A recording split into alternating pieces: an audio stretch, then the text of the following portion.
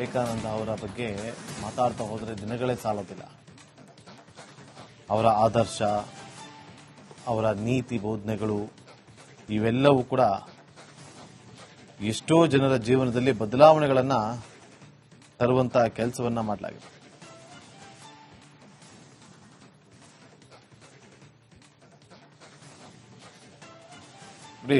ಯಾವಾಗಲೂ ಕೂಡ ಮಾನವ ಪ್ರೇಮವೇ ಪ್ರಮುಖವಾದದ್ದು ಅಂತ ಹೇಳಿ ಪ್ರತಿಪಾದಿಸಿದ್ದು ಸ್ವಾಮಿ ವಿವೇಕಾನಂದ ಅವರು. ಅವರೇ ಸ್ಥಾಪಿಸಿದಂತಹ ರಾಮಕೃಷ್ಣ ಮಹಾಸಂಘದ ಘೋಷವಾಕ್ಯವನ್ನು ಕೂಡ ಆತ್ಮಾನೋ ಮೋಕ್ಷಾರ್ಥಂ ಜಗದ್ದಿಥಾಯ ಚ ಅಂತ ಹೇಳಿದ್ರು. ಪ್ರಧಾನಿ ನರೇಂದ್ರ ಮೋದಿ ಅವರು ಧ್ಯಾನ ಮಾಡ್ತಾ ಇದ್ದ ಸಂದರ್ಭದ ದೃಶ್ಯವನ್ನ ಗಮನಿಸ್ತಾ ಇದ್ರು.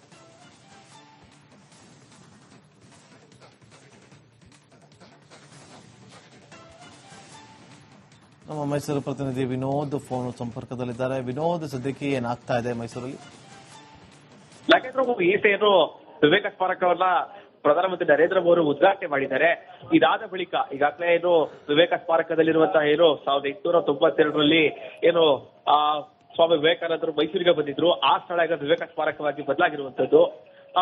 ವಿವೇಕ ಸ್ಮಾರಕದಲ್ಲಿ ಈಗ ಶಿವರಿಗೆ ಪೂಜೆಯನ್ನು ಸಲ್ಲಿಸಿದ ನಂತರದಲ್ಲಿ ಬಿಲ್ವಪತ್ರ ಗಿಡವನ್ನು ಕೂಡ ನೆಟ್ಟಿದ್ದಾರೆ. ಗಿಡವನ್ನು ನೆಟ್ಟಿ ಅದಕ್ಕೆ ನೀರನ್ನು ಹಾಕಿದ್ದಾರೆ.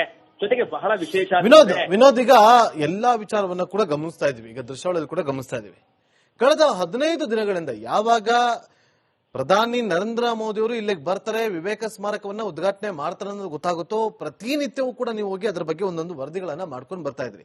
ಆ ವಿವೇಕ ಸ್ಮಾರಕ, ಅಲ್ಲಿ ಒಂದು ಥಿಯೇಟರ್ ಅನ್ನು ಉದ್ಘಾಟನೆ ಮಾಡುವಂತ ವಿಚಾರವಾಗಿ ಆಗಿರ್ಬೋದು ಅಥವಾ ಆಶ್ರಮ ಆಗಿರ್ಬೋದು, ಇದೆಲ್ಲವನ್ನು ಕೂಡ ನೀವು on spot on ground report ಅನ್ನ ಮಾಡಿದ್ರಿ. ನೀವು ಗಮನಿಸಿದಂತೆ ಮುಂಚೆ ಇದ್ದಂತ ಆಶ್ರಮಕ್ಕೂ ಈಗ ಇರುವಂತಹ ಒಂದು ಆಶ್ರಮಕ್ಕೂ ಎಷ್ಟು ಬದಲಾವಣೆ ಆಗಿದೆ, ಅಲ್ಲಿ ಏನೆಲ್ಲ ವಿಶೇಷತೆಗಳನ್ನ ನೀವು ಖುದ್ದು ಅಲ್ಲಿ ಕಂಡಿದ್ರಿ ವಿನೋದ್? ನಾಗೇಂದ್ರ, ನಿಜಕ್ಕೂ ಕೂಡ ಮೈಸೂರಿನ ಮಟ್ಟಿಗೆ ವಿವೇಕ ಸ್ಮಾರಕ ಆಗ್ತಾ ಇರುವಂತದ್ದು ಬಹಳ ನಿಜಕ್ಕೂ ಕೂಡ ವಿಶೇಷ. ಯಾಕಂತಂದ್ರೆ ವಿವೇಕ ಸ್ಮಾರಕದಲ್ಲಿ ಕೇವಲ ಹ್ಯಾಪಿ ಥಿಯೇಟರು ಜೊತೆಗೆ ವಿವೇಕಾನಂದರ ಬಗ್ಗೆ ಸಂದೇಶವನ್ನ ಸಾರುವಂತಹ ದೃಷ್ಟಿಯಲ್ಲಿ ಅದನ್ನ ಕಟ್ಟಿಲ್ಲ. ಮುಂದಿನ ಪೀಳಿಗೆ ಏನೀಗ ಜಲ್ದಿ ಅಂತ ನಾವೇನ್ ಕರೀತಾ ಇದೀವಿ, ಅವರಿಗೆ ಸಾಕಷ್ಟು ಉಪಯೋಗ ಆಗ್ಬೇಕು ಅಂತ ಹೇಳಿ. ಯಾಕಂತಂದ್ರೆ ಈಗಾಗಲೇ ಏನು ವಿವಿಧ ಕಾಂಪಿಟೇಟಿವ್ ಎಕ್ಸಾಮ್ಸ್ ಗಳಿಗೆ ಯಾರೆಲ್ಲ ತರಬೇತಿಯನ್ನು ಪಡಿತಾರೆ ಅವರಿಗೆ ಈ ಒಂದು ಸ್ಥಳದಲ್ಲಿ ತರಬೇತಿಯನ್ನು ಕೊಡೋದಕ್ಕೆ ಸಾಕಷ್ಟು ತರಬೇತಿ ಕೇಂದ್ರಗಳ ಕ್ಲಾಸಸ್ಗಳು ಕೂಡ ಇರುತ್ತೆ. ಜೊತೆಗೆ ಲೈಬ್ರರಿ, ಯಾಕಂದ್ರೆ ಗ್ರಂಥಾಲಯ ಬಹಳ ಮುಖ್ಯ ಆಗಿರುತ್ತೆ. ಹೀಗಾಗಿ ಬೃಹತ್ ಗ್ರಂಥಾಲಯ ಕೂಡ ಇದೆ. ಅಲ್ಲಿ ವಿದ್ಯಾರ್ಥಿಗಳಿಗೆ ಸಾಕಷ್ಟು ಅನುಕೂಲಗಳಾಗಬೇಕು. ಜೊತೆಗೆ ಹ್ಯಾಪಿ ಥಿಯೇಟರ್ ನ ವಿಶೇಷ ಅಂತಂದ್ರೆ 650 ಜನ ಕುಳಿತು ಏಕಕಾಲದಲ್ಲಿ ವೀಕ್ಷಣೆ ಮಾಡಬಹುದಂತಹ ವಿಶೇಷವಾದಂತಹ ಹ್ಯಾಪಿ ಥಿಯೇಟರ್ ಆಗಿದೆ. ಜೊತೆಗೆ ಅಲ್ಲಿರುವಂತಹ ಸ್ಥಳ, ಅವರಿಗೆ ಸಿಕ್ಕಿರುವಂತಹ ಸ್ಥಳದಲ್ಲಿ ಜೊತೆಗೆ ಆರ್ಕಿಟೆಕ್ಟ್ ಕೂಡ ಇಲ್ಲಿ ಓದಿದಂತಹ ವಿದ್ಯಾರ್ಥಿಯೇ ಈ ಒಂದು ವಿವೇಕ ಸ್ಮಾರಕದ ಆರ್ಕಿಟೆಕ್ಟ್ ಅನ್ನ ಮಾಡಿರುವಂತದ್ದು. ಜೊತೆಗೆ ಸಾಕಷ್ಟು ವಿಶೇಷವಾಗಿ ಜೊತೆಗೆ ಮೈಸೂರಿನ ಮಟ್ಟಿಗೆ ಈ ಒಂದು ವಿವೇಕ ಸ್ಮಾರಕ ಸಾಕಷ್ಟು ಒಂದಷ್ಟು ಇತಿಹಾಸ ಪುಟದಲ್ಲಿ ಸೇರುವಂತಹ ಸಾಧ್ಯತೆ ಇರುವಂತದ್ದು. ಯಾಕಂತಂದ್ರೆ ಇಲ್ಲಿರುವಂತಹ ಪ್ರತಿಯೊಂದು ಏನು ಧ್ಯಾನ ಮಂದಿರ ಇರ್ಬೋದು, ಜೊತೆಗೆ ತರಬೇತಿ ಕ್ಲಾಸಸ್ಗಳಿರ್ಬೋದು, ಜೊತೆಗೆ ಸ್ವಾಮಿ ವಿವೇಕಾನಂದರು ತಂಗಿದಂತಹ ಕೋಣೆ ಏನಿದೆ ಆ ಜಾಗ ಈಗ ಸಂಪೂರ್ಣವಾಗಿ ಈಗಾದ್ರೆ ಮಾರ್ಪಾಟಾಗಿದೆ. ಜೊತೆಗೆ ಅವರು ಒಂದು ಸಂದರ್ಭದಲ್ಲಿ ತೆಗೆದುಕೊಂಡಂತಹ ಫೋಟೋಸ್ಗಳಿರ್ಬೋದು, ಆ ಫೋಟೋಸ್ಗಳಿರ್ಬೋದು, ಜೊತೆಗೆ ಅವರು ಬಳಸಂತಹ ವಿಶೇಷವಾದಂತಹ ವಸ್ತುಗಳು ಅದೆಲ್ಲವನ್ನು ಕೂಡ ಈಗಲೂ ಕೂಡ ಉಳಿಸ್ಕೊಂಡಿದ್ದಾರೆ. ಆ ಜಾಗವನ್ನ ಏನು 2006ರಲ್ಲಿ ಯಾವ ರೀತಿಯಾಗಿ ಒಂದಷ್ಟು ವಿವಾದಗಳಾಗಿತ್ತು, ಆ ಜಾಗವನ್ನ ಏನು NTM ಶಾಲೆಯನ್ನ ಕಬಳಿಸಿ ಈ ಒಂದು ಸ್ಮಾರಕವನ್ನ ಮಾಡ್ತಾ ಇದ್ದಾರೆ ಅಂತೇಳಿ ಒಂದಷ್ಟು ವಿವಾದಗಳಾಗಿತ್ತು.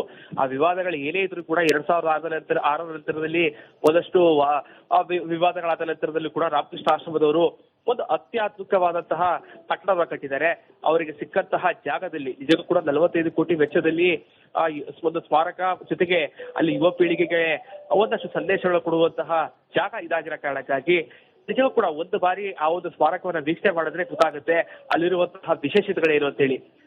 ವಿಶೇಷವಾಗಿ ಈಗಾದ್ರೆ ಜನರಿಗಳ ಯುಗ ನಡೀತಾ ಇರೋ ಕಾರಣಕ್ಕಾಗಿ ಅವರಿಗೆ ಯಾವ ರೀತಿಯಾದಂತಹ ಒಂದಷ್ಟು ವಿದ್ಯಾ ಕೇಂದ್ರಗಳಿರ್ಬೋದು, ಧ್ಯಾನ ಮಂದಿರ ಇರ್ಬೋದು, ಅವರಿಗೆಲ್ಲ ಯಾವ ರೀತಿಯಾದಂತಹ ಉಪಯೋಗ ಆಗುತ್ತೆ ಅಂತ ಹೇಳಿ. ಯಾಕಂತಂದ್ರೆ ಈಗಾಗಲೇ ಏನು ಸ್ವಾಮಿ ವಿವೇಕಾನಂದರು ಚಿಕಾಗೋದಲ್ಲಿ ಒಂದು ಭಾಷಣ ಮಾಡಿದ್ರು. ಅದಕ್ಕೂ ಮುಂಚೆ ಅವರು ಮೈಸೂರಿಗೆ ಬಂದು ಇಲ್ಲಿಂದ ಅವರು ಕನ್ಯಾಕುಮಾರಿಗೆ ತೆರಳಿದ್ರು.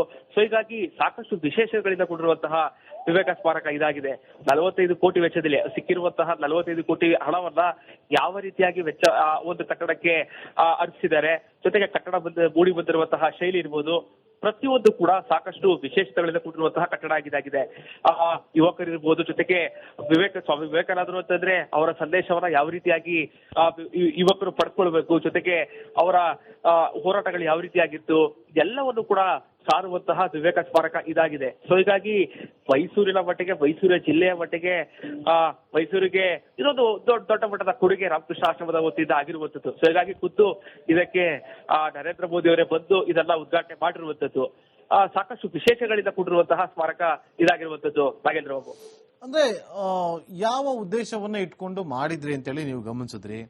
ಈಗ ದೃಶ್ಯಾವಳಿಯಲ್ಲಿ ಕೂಡ ಗಮನಿಸ್ತಾ ಇದ್ವಿ, ಅಲ್ಲಿ ಕುತ್ಕೊಂಡು ಧ್ಯಾನವನ್ನ ಕೂಡ ಮಾಡ್ತಾ ಇದ್ದಾರೆ.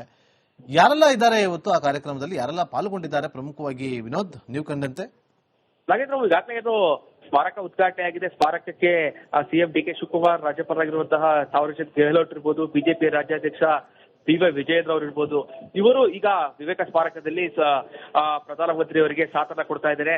ಪ್ರತಿಯೊಂದು ಧ್ಯಾನ ಮಂದಿರ ನಿಜಕ್ಕೂ ಕೂಡ ಆ ಧ್ಯಾನ ಮಂದಿರದಲ್ಲಿ ಯಾವ ರೀತಿಯಾಗಿ ಅಲ್ಲಿ ಧ್ಯಾನವನ್ನ ಮಾಡಿದ್ರೆ ಅಂದ್ರೆ ಪ್ರತಿನಿತ್ಯ ಮೆಡಿಟೇಷನ್ ಮಾಡಿದ್ರೆ ಯಾವ ರೀತಿಯಾಗಿ ನಮ್ಗೆ ಉಪಯೋಗ ಆಗುತ್ತೆ ಅನ್ನುವಂಥದ್ದು ಇತ್ತೀಚಿನ ಯುವಕರಿಗೆ ಈ ಧ್ಯಾನ ಮಾಡೋದು ಇರ್ಬೋದು, ಜೊತೆಗೆ ಯೋಗದ ಬಗ್ಗೆ ಸಾಕಷ್ಟು ಒಂದಷ್ಟು ಆಸಕ್ತಿ ಕಡಿಮೆ ಇರುತ್ತೆ. ಎಲ್ಲರೂ ಕೂಡ ಜಿಮ್ ಅಂತ ಇರ್ಬೋದು, ಆ ರೀತಿಯಾಗಿ ಹೋಗುತ್ತಾರೆ. ಆದ್ರೆ ವಿವೇಕ ಸ್ಮಾರಕದಲ್ಲಿ ಧ್ಯಾನ ಮಾಡೋದಕ್ಕಿರ್ಬೋದು, ಜೊತೆಗೆ ವಿದ್ಯಾರ್ಥಿಗಳಿಗೆ ಗ್ರಂಥಾಲಯದ ಫೆಸಿಲಿಟೀಸ್ಗಳಿರ್ಬೋದು, ಅವರಿಗೆ ಓದೋದಕ್ಕೆ ಕ್ಲಾಸ್ ರೂಮ್ಸ್ಗಳ ವ್ಯವಸ್ಥೆಗಳಿರ್ಬೋದು, ಇದೆಲ್ಲವನ್ನು ಕೂಡ ಈಗ ಮೋದಿ ಅವರು ವೀಕ್ಷಣೆ ಮಾಡ್ತಾ ಇದ್ದಾರೆ.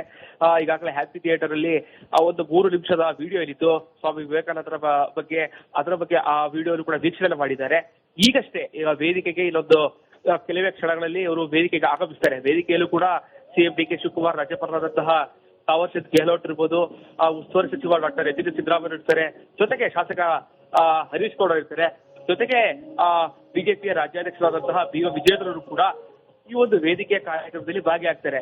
ಜೊತೆಗೆ ಇವತ್ತು ಕಳೆದ ಹಲವು ದಿನಗಳಿಂದ ಯಾವಾಗ ದೆಹಲಿಯಲ್ಲಿ ನಡೆದಂತಹ ಗಲಾಟೆಗಳಾಯ್ತು, ಅದಾದ ಬಳಿಕ ಅವರು ಸೋಷಿಯಲ್ ಮೀಡಿಯಾದಲ್ಲಿ ಯಾವ ರೀತಿಯಾಗಿ ಆಕ್ಟಿವ್ ಆಗಿದ್ದಾರೋ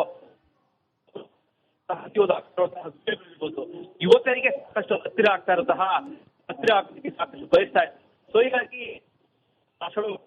ಯುವಕರ ಉದ್ದೇಶಿಸಿ, ಯಾಕಂದ್ರೆ ಆಗ್ತಾ ಇರುವ ಕಾರಣಕ್ಕಾಗಿ ಯುವಕರಿಗೆ ಸಾಕಷ್ಟು ಸುಸಜ್ಜಿತವಾದಂತಹ ಕಟ್ಟಡ ಇದಾಗಿದೆ. ಯುವಕರಿಗೆ ದೊಡ್ಡ ಮಟ್ಟದ ಮೋದಿ ಅವರು ಕೊಡ್ತಾರೆ. ಸೊ ಹೀಗಾಗಿ ಮೋದಿ ಅವರ ಸಂದೇಶ ಯಾವ ರೀತಿಯಾಗಿರುತ್ತೆ, ಯುವಕರಿಗೆ ಎಷ್ಟು ಪ್ರೇರೇಪಣೆ ಆಗಿರುತ್ತೆ, ಇದು ಈಗ ಸಾಕಷ್ಟು ಕುತೂಹಲ ಪಡಿಸ್ತಾ ಇದೆ. ಕೆಲವೇ ಕ್ಷಣದಲ್ಲಿ ಅವರು ವೇದಿಕೆಗೆ ಆಗಮಿಸ್ತಾರೆ. ವೇದಿಕೆಯಲ್ಲಿ ಕೂಡ ಈಗ ಅಲ್ಲೂ ಕೂಡ ಕೂಡ ಈಗ ಪೂಜೆ ಸಲ್ಲಿಸದಿರುವುದು, ಜೊತೆಗೆ ಅಲ್ಲಿರುವಂತಹ ಸ್ವಾಮೀಜಿಗಳ ಜೊತೆ ಒಂದು ಮಾತುಕತೆ ವಿವೇಕ ಸ್ಮಾರಕ ಯಾವ ರೀತಿ ವಿನೋದ್ ಮತ್ತೆ ನಿಮ್ಮನ್ನ ಸಂಪರ್ಕ ಮಾಡ್ತೀನಿ. ಆಡಿಯೋ ಸ್ವಲ್ಪ ಸಮಸ್ಯೆ ಆಗ್ತಾ ಇದೆ. ವಿನೋದ್, ನಮ್ಮ ಮೈಸೂರು ಪ್ರತಿನಿಧಿ ಖುದ್ದು 15 ದಿನಗಳಿಂದ ನಿರಂತರವಾಗಿ ಅಲ್ಲಿನ ಗ್ರೌಂಡ್ ರಿಪೋರ್ಟ್ ಅನ್ನ ಮಾಡ್ಕೊಂಡು ಬಂದಿದ್ದಾರೆ. ಅಲ್ಲಿ ಆಶ್ರಮ ಇವತ್ತು ವಿವೇಕ ಸ್ಮಾರಕ ಹೇಗಿದೆ, ಅದನ್ನ ಲೋಕಾರ್ಪಣೆ ಮಾಡ್ತಾ ಇರುವಂತಹ ಸಂದರ್ಭದಲ್ಲಿ ಹೇಗೆಲ್ಲ ಇರುತ್ತೆ, ಸಿದ್ಧತೆಗಳು ಹೇಗಿತ್ತು, ಹೇಗೆಲ್ಲ ಮಾಡ್ಕೊಂಡಿದ್ದಾರೆ ಅನ್ನೋದ್ರ ಬಗ್ಗೆ ಸಂಪೂರ್ಣವಾದಂತಹ ವರದಿಯನ್ನ, ಗ್ರೌಂಡ್ ರಿಪೋರ್ಟ್ ಅನ್ನ ಮಾಡಿದ್ರು ನಮ್ಮ ಮೈಸೂರು ಪ್ರತಿನಿಧಿ ವಿನೋದ್.